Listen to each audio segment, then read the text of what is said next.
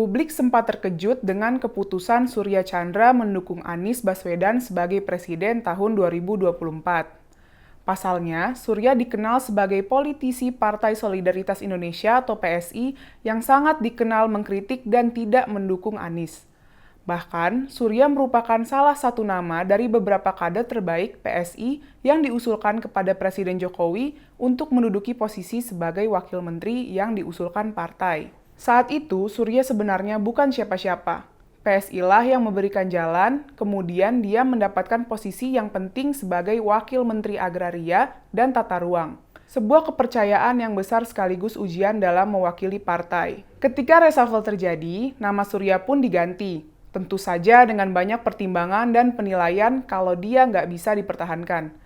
Maka PSI menggantinya dengan kader yang lebih baik dan lebih bisa dipercaya oleh presiden, menterinya, dan tentu saja partainya. Diganti oleh Raja Juli Antoni. Ini sebenarnya juga batu ujian selanjutnya. Jika saja Surya introspeksi, mengakui kesalahan, memperbaiki kekurangan, bukan tidak mungkin dia akan menempati posisi penting lainnya. Tapi tipikal barisan sakit hati seperti yang lainnya, Surya malah memilih berbalik arah. Dia malah memihak Anies. Surya bahkan melupakan hal yang fatal yang selama ini ia perjuangkan, bahwa Anies adalah sosok yang berbahaya bagi Indonesia. Anies adalah simbol dari kekacauan dan sumber dari ancaman perpecahan. Politik identitas yang dibawakan oleh Anies itu fakta, bukan isapan jempol. PSI dan barisan kelompok nasionalis berjuang keras untuk melawan itu. Secara personal, Anies sebenarnya dekat dengan elit PSI, sewaktu dia masih lurus dulu. Tapi ketika demi kepentingan politik, dia berbelok. Hanya ada satu pilihan, yaitu melawannya sekeras-kerasnya. Karena yang hendak diselamatkan bukan hanya kepentingan politik, tapi keutuhan bangsa. Jakarta sudah cukup menjadi korban. Jika Anies diberikan panggung lebih luas, Indonesia akan terancam polarisasi dan perpecahan. Pembangunan yang selama ini berjalan secara masif di zaman Jokowi akan berubah jadi mangkrak. Banyak proyek siluman muncul sebagaimana tradisi jahat di Jakarta saat Anies berkuasa. Ini sudah terbaca jelas dari cara Anies membiarkan anasir jahat seperti HTI dan FPI berkembang biak selama ini. Sebelum ormas terlarang itu dibubarkan, Anies telah lama main mata dengan mereka.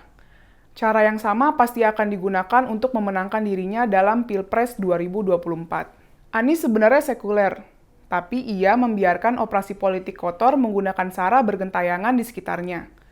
Ia juga dengan bangga mengenakan simbol agamis, memakai syal Palestina, menggunakan diksi Islami, insya Allah, atas izin Allah, itu semua semata-mata untuk menutupi sisi sekulernya, agar dia mudah diterima di kelompok Islam, dianggap sebagai simbol dan pahlawan kebangkitan kelompok Islam Puritan. Hal itu menunjukkan dia bersikap oportunis dan tega melakukan segala cara agar tujuannya tercapai. Surya boleh sakit hati karena telah dicopot dari posisi wakil menteri. Ia bahkan boleh membenci PSI. Tapi mestinya dia tidak balik arah mendukung Anies, karena itu sama halnya dia mengingkari hati nuraninya. Selama bertahun-tahun di PSI, sedikit banyak dia mestinya paham dengan apa yang selama ini diperjuangkan PSI, bahwa politik identitas itu membahayakan Indonesia. Sebagai etnis Tionghoa dan beragama Katolik, Surya mestinya paham bagaimana ganasnya para pendukung Anies dari kelompok konservatif. Dia mestinya ingat bagaimana mereka melancarkan serangan keji ke Ahok yang Cina dan Kristen. Sikap PSI menganggap berpalingnya Surya ke Anies merupakan seleksi alam. Itu artinya Surya telah memilih ideologi yang diperjuangkannya. Kalau dulu dia dikenal sebagai sosok yang memperjuangkan keberagaman, toleransi, penghargaan terhadap minoritas, sekarang mau tidak mau dia harus mengikuti pola para pendukung Anies. Sebentar lagi akan ada narasi ayat dan mayat, akan ada narasi sara dan propaganda kebohongan lainnya. Sekarang saja mereka sudah mulai bergerilya di masjid-masjid. Pada akhirnya, narasi kebencian para etnis dan minoritas juga akan digunakan untuk menyerang lawan Anies. Sebelum mendukung Anies, Surya tentu sudah paham resiko itu. Tapi, seperti pepatah, burung sejenis akan terbang bersama. Itulah yang terjadi dengan pendukung Anies. Sikap dan mental mereka sama. Jika Anies tak bisa kerja, gemar main politik identitas, terseret kasus korupsi, pendukungnya banyak juga yang bermental demikian.